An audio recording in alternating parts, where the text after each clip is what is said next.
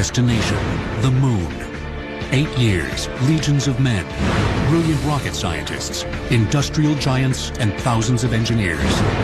The technology they created was powerful, breathtaking, and dangerous.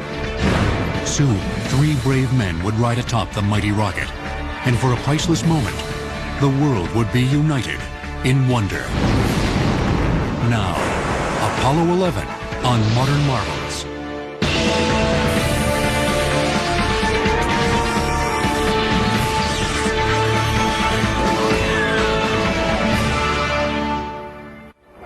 July 16th, 1969, 9:32 a.m. T-minus 15 seconds. Guidance is internal. The monster rocket, the Saturn V, was ready to hurl 3 men into Earth orbit, then onward to the moon. 10, 9, ignition sequence start. Tense controllers sweated out the count as this epic flight of the Apollo program, the first attempt to land on the moon, prepared to head into the morning skies, driven by 7.5 million pounds of thrust. 5, 4, 3, 2, 1, 0. All engine running. Liftoff. We have a liftoff. 32 minutes past the hour. Liftoff on Apollo 11. With it would go the hopes and dreams of millions of Americans, and indeed, the world. Riding the rocket that July morning was one of NASA's brightest minds, Dr. Edwin Buzz Aldrin. I certainly didn't come away with the impression that the ride on the Saturn was at all a wild ride. It was just a smooth movement back, all of it really during first stage. Project Apollo was boosted to public awareness a scant 8 years earlier, in May of 1961. The setting was a joint session of Congress. I believe that this nation should commit itself to achieving the goal before this decade is out of landing a man on the moon and returning him safely to the Earth. No single space project in this period will be more impressive to mankind or more important for the long-range exploration of space. And with that, the American space program was handed its greatest challenge, to put a man on the moon.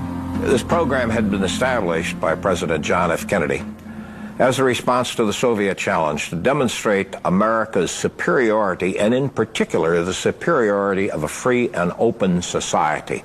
What America can dare, America will do. The Soviets had beat us with the first satellite, Sputnik, and that had been a tremendous shock to the national psyche in this country. As Kennedy took office in the spring of 1961, they beat us again with the first man in space, Yuri Gagarin. As Gagarin orbited the Earth, it became clear that the U.S. was playing catch-up. After Gagarin's flight, Kennedy asked his advisors, what can we do in space that would be dramatic, where if we tried as hard as we could win, and the Soviets wouldn't? Just 3 weeks after Gagarin's flight, NASA would attempt America's first manned spaceflight. On May 5, 1961, Alan Shepard climbed atop the tiny Redstone booster and into a Mercury capsule for a short 15-minute suborbital flight. At that time, the moon seemed very far away indeed.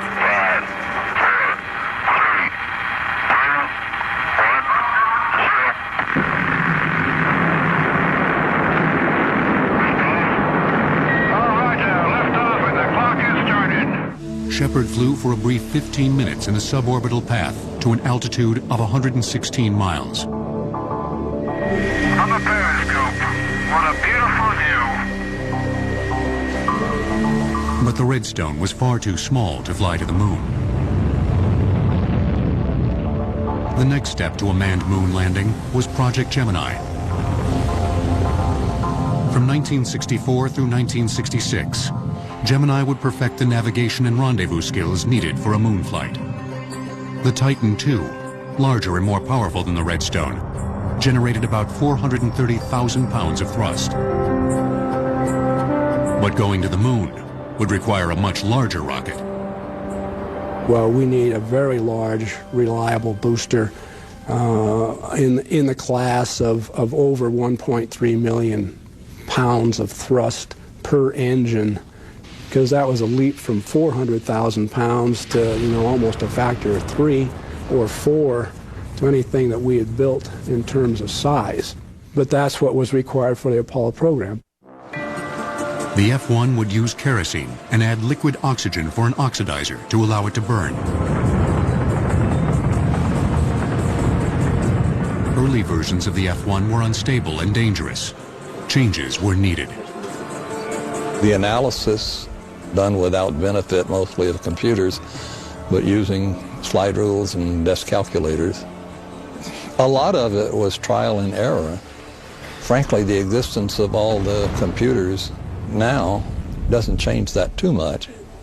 It's a brand new field doing something that hasn't been done before. There's no textbook on how to build an F-1 engine. By 1966, the F-1 engine had become one of the most reliable rocket engines ever made. 5 F-1 engines clustered onto a huge tank comprised the first stage of the Saturn V moon rocket. This first stage alone was 33 feet in diameter and 138 feet tall. The engines generated over 160 million horsepower. The Saturn was a monster of a machine and had the thrust of over 540 jet fighters. Norman Mailer wrote, after watching the Apollo 11 launch, that mankind had finally found a way to talk to God. Inside the booster's tanks, 500,000 gallons of kerosene and liquid oxygen were devoured in 2.5 minutes. The pumps that drove the fuel into the combustion chamber had the force of 30 diesel locomotives. In its brief life, the first stage would accelerate the rocket to over 6,000 miles per hour. But the Saturn V was a 3-stage rocket. Above the first stage loomed the second and third stages. Both were propelled by a radically more advanced rocket engine, which utilized some of the most powerful fuels known to man, hydrogen and oxygen.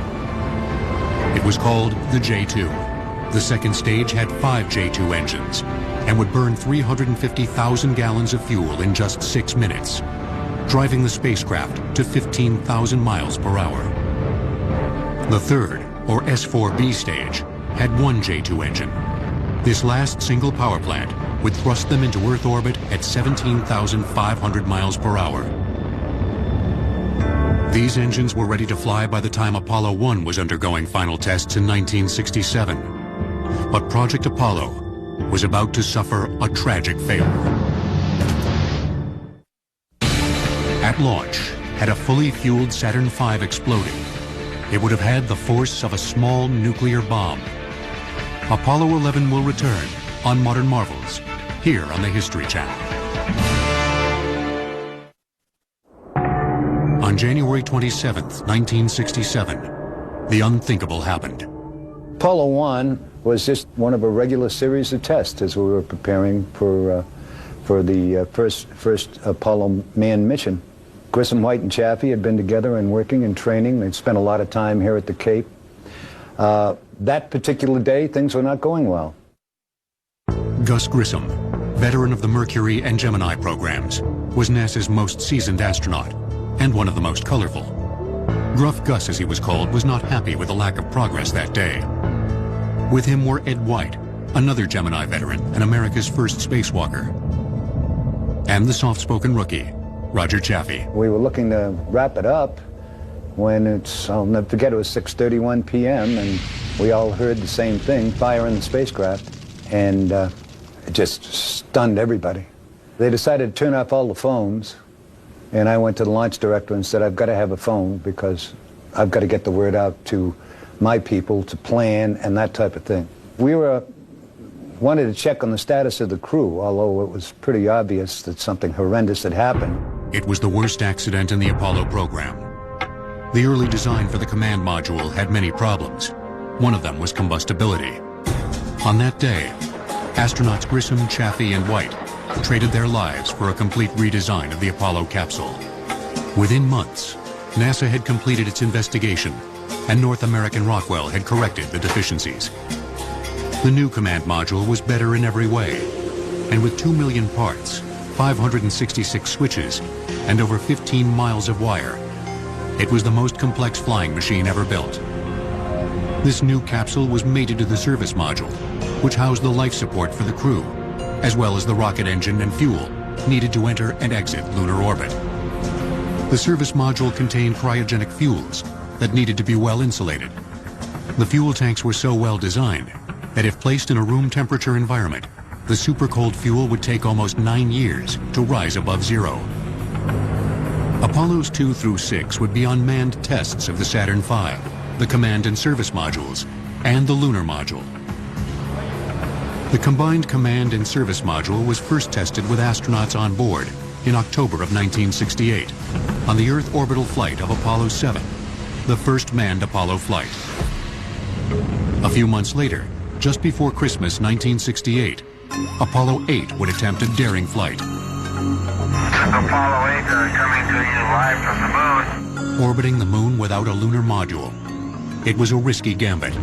America was in a race with the Soviets and wanted Apollo to orbit the moon before they could get there. And from the crew of Apollo 8, we close with good night, good luck, a Merry Christmas, and God bless all of you on the good Earth.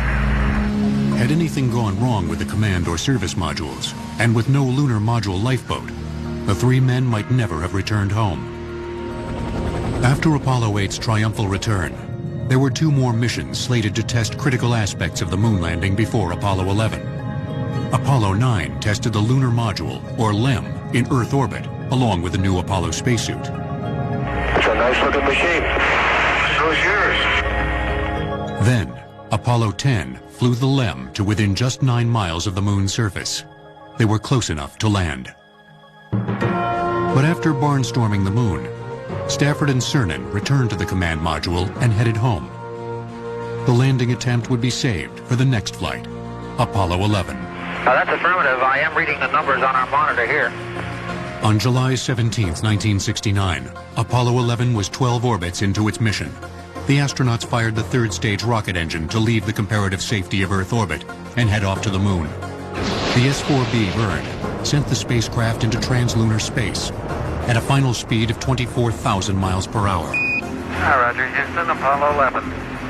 Calling in from about 130,000 miles out. The 3 astronauts were now crossing the 250,000-mile void between the Earth and the moon. Would you believe you're looking at chicken stew here? All you have to do is 3 ounces of hot water for 5 or 10 minutes. Their commander, Neil Armstrong, was typically a shy, almost reticent man. But on camera, in space, he was all smiles. Yeah, Neil's standing on his head again. He's trying to make me nervous. The Apollo 11 crew really had 3 very different kinds of people. Neil Armstrong, very intelligent. Mike Collins even referred to his towering intelligence. He lived it, he breathed it. He'd been obsessed with aviation since he was a small child. This burning intelligence was something he shared with another crewman, Buzz Aldrin, the lunar module pilot. I think the word that comes to mind when I think of Buzz is complex. It's somebody who just is able to think on levels that most of us wouldn't even try. In fact, he pioneered a method for completing a space rendezvous with a failed computer, if needed. How could you do it with only line of sight and maybe radar ranging information? How could you process this to make corrections to stay on an intercept trajectory? The theories Aldrin developed in his doctoral work at MIT helped to design the orbital rendezvous techniques for both Gemini and Apollo. Finally, there was the command module pilot, Mike Collins. Mike Collins is really kind of the counterweight to Armstrong and Aldrin on this crew. He's the one that you could imagine sitting down with and having a beer and just having a really great connection with. The spacecraft they shared was designed to be a quantum leap beyond the Mercury and Gemini capsules. It was much larger and more capable. The command module itself was still incredibly complex. I mean, if you look at just this this cone-shaped craft that had to be crammed with all these different systems. You know, the environmental control system to provide the oxygen and the cabin atmosphere and keep the astronauts comfortable and maintain the pressure inside the cabin. And then attached to that command module, the service module, this cylinder that contained the main rocket engine that they would get into and out of lunar orbit. The service module engine was responsible for putting them into orbit around the moon, and more importantly, taking them out of that orbit and sending them back home. 3 days after launch, Collins fired the engine, and the 21,000 pounds of thrust slowed the spacecraft, allowing it to fall into a lunar orbit. And the engine was designed beautifully with as much simplicity as possible. It was an engine that used the fuel that was called hypergolic. Hypergolic fuel is fuel that will ignite on contact, so you don't need an ignition system. Apollo 11 was in lunar orbit. Their voyage had been long, and they were ready to get on with the next phase of the mission, to attempt a landing on the moon. But navigating the command module and lunar module involved challenges never before faced by any pilot. In an age when computers could fill an entire room, something compact and very smart would be needed to steer these spacecraft. The guidance and navigation system was amazing, and today when I look back at it 35 years ago, it was even more amazing. It had all of 60,000 words in it. Today, if you don't have gigabytes of memory, you don't seem to be able to get along. The computer that landed in the landing module was built specifically one time for that mission. At 70 pounds and about 1 square foot in size, it was considered compact. The lunar module computer was a marvel of engineering for its time. An identical twin would steer the command module. The little handheld calculator that you could go in and buy at Walmart would be as powerful as the guidance computer we had on the landing vehicle. But as Armstrong and Aldrin were preparing the lunar module to descend, Mission Control was worried about an unanticipated event that could greatly impact Apollo 11. The Apollo command module could sustain a quarter-inch hole and still maintain survivable cabin pressure for 15 minutes, providing the astronauts enough time to get into their spacesuits. Apollo 11 will return on Modern Marvels. July 20th. Apollo 11 had been orbiting the moon for just under a day.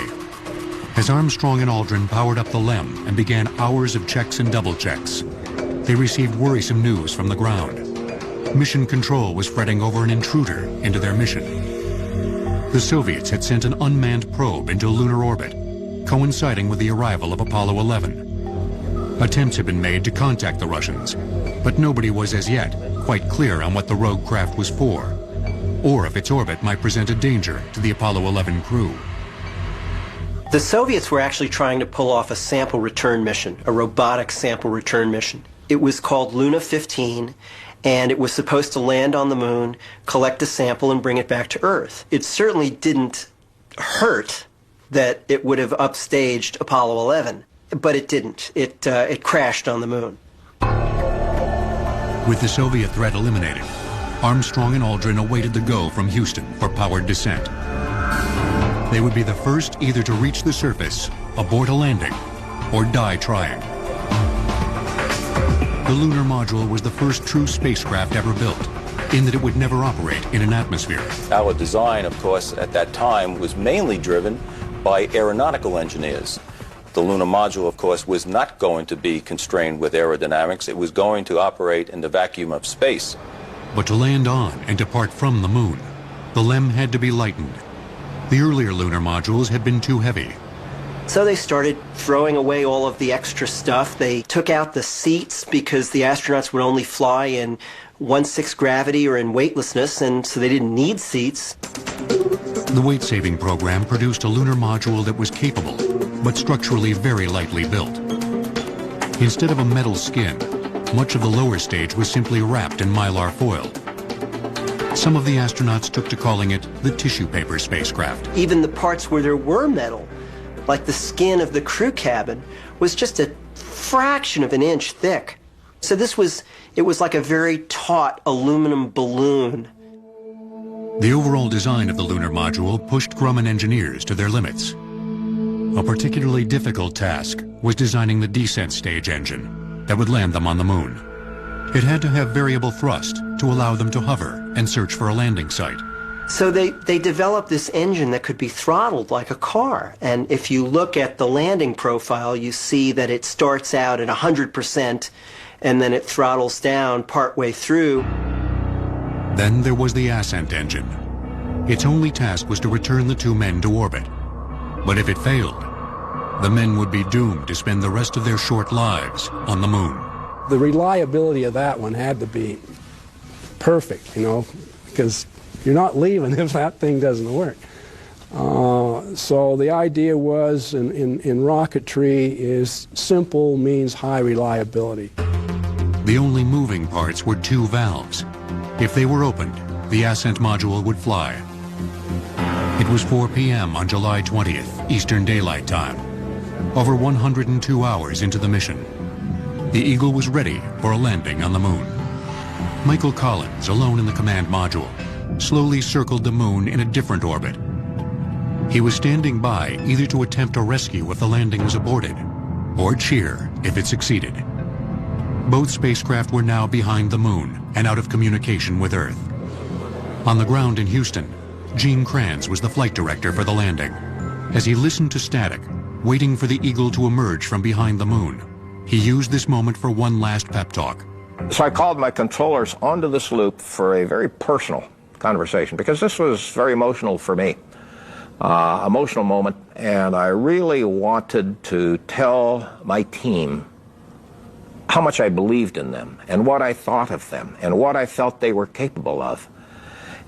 And that even though this is something that had never been done before, I believe that A, we were the right team at the right place, and this day we would make it happen. And from that moment forward, no controller would enter or leave the room until one of three things had happened. We would either land on the moon, we would crash attempting to land, or we would abort. And the final two outcomes were not good. The lunar module was now back in communication, but the link with the ground was spotty. Gene Kranz was concerned. So it's purely my decision as to how much information is enough. Well, the kind of information you're looking for is telemetry information and voice information. So this is now going through my mind, do I have enough to continue? And the answer was yes. Okay, Retro, go. Fido, go. Guide, go. Control, go. Telcom, go. GNC, go. Ecom, go. Surgeon, go. Capcom, we're go to continue PDI. So I gave the crew the go for powered descent. You go to continue powered descent. You're a go to continue powered descent. The crew acknowledged their go, and we immediately lost communications again. Despite the problems, the landing engine fired right on time, and the Eagle began its long descent towards the moon. Of course, we were going engine first, face down, so that we could see the landmarks moving from the bottom of the window up to the top of the window, and we could make time and landmark checks. We had very crude instrumentation and capability measuring at that time, but it was good enough to get the crew started down towards the surface of the moon. But as they got closer to the surface, we had to bring in the landing radar so it could update the crew's knowledge of the actual altitude. As they lost altitude, Armstrong's intense concentration was fixed on the surface outside. Aldrin was scanning the LEM instrumentation, relaying information to Houston. Then, with no warning, their troubles began. That's affirmative. Program alarm. 1202. 1202. At 34,000 feet, they had serious problems. Their computer was issuing an overload alarm, and they were only 6 minutes from the ground. And the computer is throwing out all these alarms and saying, you know, I've got too much to do, and if you don't lighten my workload, I'm just going to give up. When they did come on, we couldn't look it up in the book to see what the problem was, because we were watching where we were going, calling out altitude rate. You're not exactly sure which which path to take. Do we keep working for the landing radar thing, or do we start addressing this question of the computer program alarm? It was enough to interrupt our train of thought and get us wondering, when's the next one going to come on? Right in the middle of landing, it was almost as dangerous to try and abort with a bad computer as it was to carry on with the landing. But the moon continued to grow in their windows, and the alarms continued. Go for landing, 3,000 feet. Top alarm. 1201. 1201. Roger, 1201 alarm.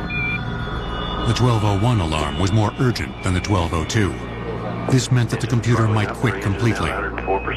As Aldrin continued to relay their numbers to Armstrong, they had to find a place to set down. They were 2,000 feet and 2 minutes from the rocks below. As I was looking at my trajectory plot, Neil leveled off at about 400 feet and was whizzing across the surface, and it was far from what we'd trained for and seen in the simulation. Neil is looking out the window and he sees this enormous crater. This is a crater the size of a football field with boulders around it that are as big as small cars, you know. We continue on down the surface. We should have been on the surface by about 10 minutes, and now, as a result of this trajectory problem we had, we're further downrange from our landing site. As they neared the lunar surface, Armstrong prepared to wrest control from the errant computer. Now we get to about 500 feet and we take over manual control, and at this time I think Neil could really see that it was going where he didn't want it to go. They were nearing the point called Dead Man's Curve. If they dipped below this, it would be too late to abort. That if you ever go below the Dead Man's Curve, you just don't have enough power to go back up and do an abort before you had crashed. Fuel was now getting critically low. Houston signaled 60 seconds until an abort. Forward. 60 seconds. And we did hear the call of 60 seconds, and a low-level light came on. That, I'm sure, caused concern in the control center. They normally expected us to land with about 2 minutes of fuel left, and here we were down still 100 feet above the surface at 60 seconds. But when I called 1 minute, they were starting down, and then I called 30 seconds, and I was really getting a little anxious at this point. At about that time, you really start to suck air, and I'm seriously thinking now we have this land abort decision that the crew is faced with. Are they going to have sufficient fuel to land on the moon, or are they going to have to board very close to the lunar surface, which is extremely difficult and extremely risky? 30 seconds. Forward. When it got down to 30 seconds, we're about 10 feet or less, and I could see that they were in the final phases. A little bit of drifting, and I could sneak a look out, because at that point I don't think Neil cared what the numbers were. He was looking at the outside. Contact light. We copy you down, Eagle. Houston, Tranquility Base here. The Eagle has landed. Roger, Tranquility. We copy you on the ground. You got a bunch of guys about to turn blue. We're breathing again. Thanks a lot. Touchdown was at 4:18 p.m. Eastern Daylight Time. They were 4 miles off target. Just 17 seconds of fuel remained for the landing. It took us a couple seconds to really realize that we had made it. And then the people in the viewing room start cheering and clapping and stomping their feet. And I'm so tied up emotionally at this time that I literally cannot speak, and I got to get my team back on track. And I wrap my arm on the console and break my pencil. And finally get back on track and call my controllers to attention. Say, okay, all you flight controllers, settle down. Okay, let's get back on with it. Apollo 11 was on the moon, but beneath the 2 astronauts in the lunar module's descent stage, a malfunction was brewing that could end the mission in a catastrophic explosion. The power of one Saturn V was enough to place in Earth orbit all U.S. manned spacecraft launched before the Apollo program. Apollo 11 will return on Modern Marvels. The lunar module Eagle had been on the moon for about an hour by the time Armstrong and Aldrin were completing their post-landing checks. During that time, disaster had been brewing just beneath their feet in the descent stage. The cold on the moon permeated the fuel line and caused a blockage in the fuel line, which was immediately reported back by telemetry to Mission Control in Houston. That gave us cause for alarm. The pipe that had supplied fuel to the descent engine was plugged, and pressure was building up rapidly. If it didn't clear on its own, Kranz would have had no choice but to order an abort and head back to orbit. There was, for the few seconds that this was going on, some thought given to aborting the exploration of the moon and to initiate the launch sequence right away. However, the heat that came out of the engine melted the ice that had formed in the line, and the problem went away. Disaster averted, Armstrong and Aldrin prepared to explore the moon. 6 hours after landing, the two astronauts were ready to depart the lunar module. Now clad in their bulky moon suits, they slowly vented the air inside the LEM so they could open the hatch.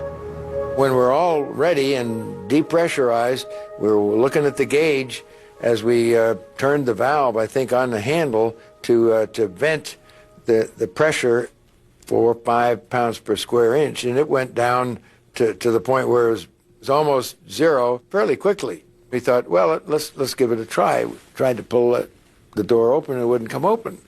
We thought, well, I wonder if we're going to get out or not. And it took an abnormal time for it to finally get to a point where we could pull on a fairly flimsy door, and you don't want to rupture that door and leave yourself in a vacuum for the entire rest of the mission. Aldrin tugged on the edge of the thin hatch, and it swung open at last. As Aldrin guided him, Armstrong carefully left the cabin.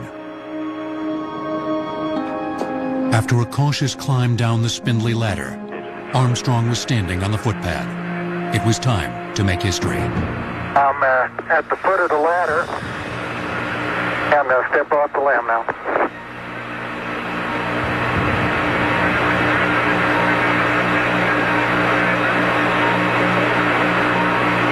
That's one small step for man, one giant leap for mankind. It was 10:56 p.m. Eastern Daylight Time. As Aldrin prepared to egress, Armstrong made his first observations of the lunar surface. Surface is fine and powdery. I can pick it up loosely with my toe.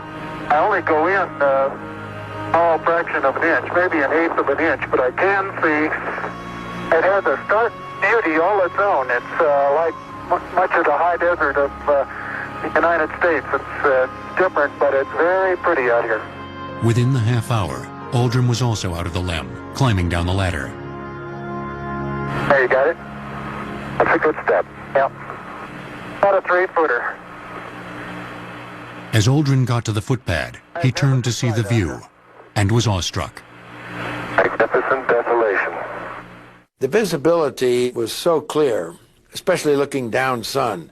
If you look down at the surface, you could clearly see a glow around the shadow of your head. Even in shadows where the sun didn't reach, you could see into the shadows reasonably well. Looking out on the horizon, it was so clear, you could see the moon curve away. Estimating distance was kind of difficult because you don't know exactly how far away it's going to curve, and the clarity is so distinct. The two explorers began to test their mobility and plant the American flag. A lot of people think because you have 1/6 gravity that you ought to be able to jump 6 times higher. Wrong. You can jump to the degree that you can accelerate your mass from a standing still movement. As soon as your feet leave the ground, you're done. You can't do anything more. So it's the rapidity of that motion. And is that hampered by the stiffness of the suit? Yes, it is. Despite the thick, bulky suits, the two men quickly set about their other chores. One of these was to set up a simple science station, far smaller than what would be used on later missions. They created something called ESEP, which stood for Early Apollo Scientific Experiments Package. And it consisted basically of a seismometer that would detect moonquakes. And it was powered by solar panels, and a reflector called a laser ranging retroreflector. The ESEP would remain on the moon and send back data for 5 weeks. The laser reflector would allow astronomers to measure the distance between the Earth and the moon to within an inch. It still works today. After 2 hours and 31 minutes, the moonwalk came to an end, and the first 2 men on another world grabbed their last few samples for the geologists back home. We were really not geologists. We were test pilots, fighter pilots, in an unknown environment trying to do the best that we could. And it was up to a mix of later talents so that we would get the most scientific benefit out of the achievement of, as the President said, landing a man on the moon and bringing him back safely. Within the hour, they were back inside the LEM, preparing to depart the moon. Now the biggest cliffhanger of the mission loomed. To get home, the LEM ascent engine had to fire. It was another piece of technology that had never been tried on the moon. And to complicate matters, as they were leaving the cabin, they had broken the ascent engine switch. Lunar soil is comprised of approximately 30 to 60% glass, which is one reason why the moon reflects so much light and is brilliant in our night sky. Apollo 11 will return on Modern Marvels.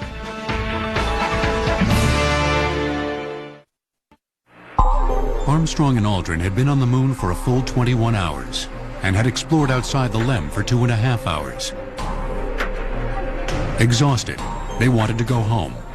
But first, they had to find a way to fire the ascent engine. The Grumman engineers huddled, pitching one idea after another to bypass the broken switch.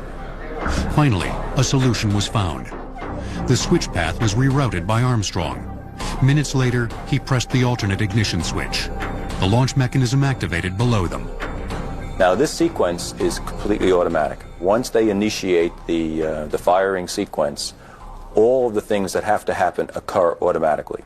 One of the big things that happens is that a guillotine severs the wires and all the connections that exist between the ascent and the descent stage. It also sends a command to the ascent engine to fire. Lunar liftoff was at 124 hours, 22 minutes mission elapsed time. As the LEM ascended, it did so in an erratic weaving path.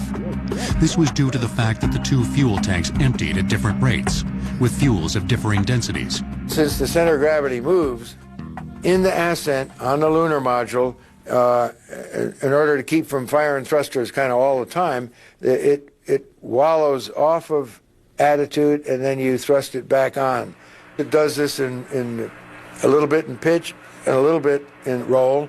Then it'll do it more in roll and a little bit less in pitch. So it's really kind of a lazy maneuver, and you're along for the ride. As the 2 craft slowly approached each other, the command module, piloted by Mike Collins, took over the rendezvous. All Armstrong and Aldrin had to do was wait. Slowly, Collins closed on the docking target. As the 2 craft docked, very little of the Apollo rocket that departed Earth a week earlier was left. It was now 1/40th of its original mass. Once the docking latches took hold, Armstrong and Aldrin climbed back into the waiting command module. They were tired, but jubilant, as they prepared for the last rocket engine burn necessary to get home. Once you get docked and the crew's transferred to the command module, that service propulsion system has to work. On the way home, Collins had a wry comment about the last firing of their rocket engine, which broke them free of lunar orbit. The SPS engine, our large rocket engine, on the aft end of our service module, must have performed flawlessly or we would have been stranded in lunar orbit. As they sped back toward Earth, Armstrong decided to share a few observations with Aldrin. One concerned the American flag they had planted. And he confidentially shared that it tipped over. And it doesn't look like it completely went over, but the exhaust was sure whipping the flag back and forth tremendously. About 60 hours later, it was time to let go of the service module. Its large rocket engine had taken them out of lunar orbit and prevented them from becoming, as one astronaut quipped, a permanent orbiting monument to NASA around the moon. They were now approaching Earth at over 24,000 miles per hour. Any miscalculation would force them either to enter shallow and burn up, or skip off the atmosphere. They knew their re-entry alignment was critical. They aligned the command module to enter the atmosphere at a precise angle and began the fiery descent. With the air around the capsule ionized by the 5,000-degree heat, they would be out of contact with mission control. In the final stage of reentry, it's the crew and the spacecraft. We go through blackout. We've done the best we can for the crew. It's a difficult time. It's a lonely time for the controllers because there's only one thought in every controller's mind. Did I give the crew everything we needed to, and was my data right? There are several times in the mission where the crew's on their own. We've done the best we can, and then it's up to them and the spacecraft to finish off the mission. As the command module descended, the intense heat on the blunt end of the capsule began to melt and char the heat shield, as it was designed to do. The material, called ablative shielding, was designed to burn off and take the heat with it. As further protection against the 5,000-degree inferno, the shape of the capsule created a shockwave that also dissipated heat. As they left the fireball of reentry behind, explosive mortars on the capsule's top blasted small drogue parachutes, which would catch the air and drag out the main chutes. These would break the landing speed to a leisurely 22 miles per hour. Soon, the astronauts were retrieved by Navy frogmen and transported to the carrier Hornet. But one more duty, longer than the mission itself, remained. For the next 21 days, there were virtual shut-ins inside a specially designed germ-proof trailer. I think the quarantine in our case was not necessary. However, it was a welcome cushioning. It did give us time to reorder our priorities, to prepare for the things that we were going to have to do once we got out. Well, Neil had a funny statement about that, a good statement about that, which was, you know, the chances of them coming back to Earth with any kind of a moon bug were tiny, tiny, tiny, tiny.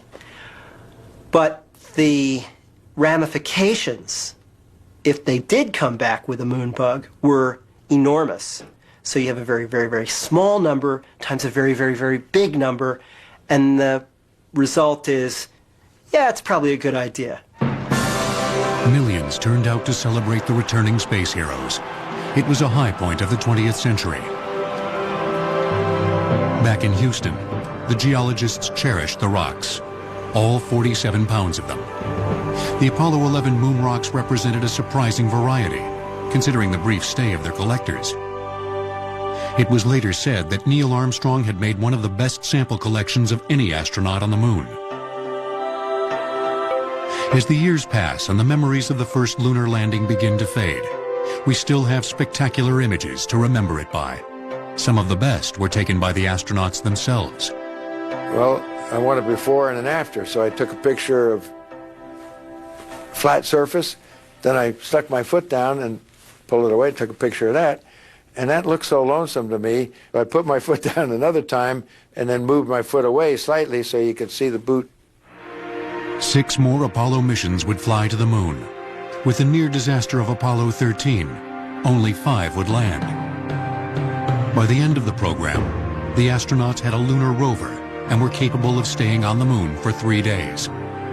Hundreds of miles of the surface were explored, and over 842 pounds of rocks were returned. But by the time Apollo 17 flew, public support had all but vanished. Apollos 18, 19, and 20 were scrapped, and 2 of the Saturn launch vehicles languish in museums today. Gene Cernan and Harrison Schmitt, the last men on the moon, left on December 12, 1972. Humanity has not returned. It's time to take the best minds that we have, not only within NASA, but within the technical community, come up with a proposal, cost this proposal, and then find some way to articulate it to the American people as necessary to survival. Our survival as our species and our survival economically, because the only way we're going to compete in this entire world is through technology. We need the nation behind us, we need the world behind us, and we need a unified appreciation that this is not going to break the bank, that everything we expend on exploration is going to be returned to us as a nation and us as a world manyfold.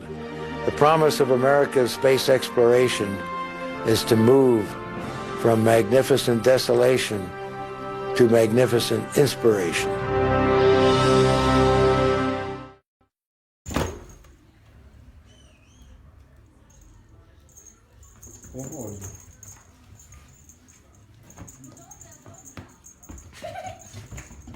Normalnie nie.